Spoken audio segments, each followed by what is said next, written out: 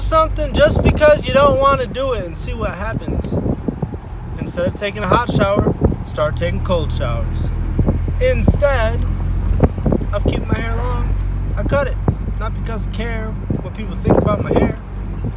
I just wanted to cut it because I didn't want to cut it. It builds character. It really does. Getting up this morning, gosh, I go to work when I want to, but I know for a fact I need to be as productive as possible.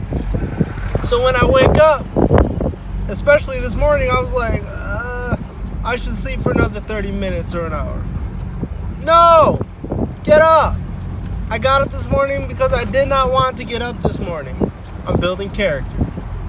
Slowly trick your mind into doing things that you don't want to do. Expose yourself to things gradually so you will learn to be comfortable with it. If you're afraid of heights, get a little height exposure for 30 minutes a day. If it's only 5 seconds, hey, build it up. Start at 5 seconds, get up to 10 to 30. Then eventually at some point, you're going to be good. You're going to have it figured out.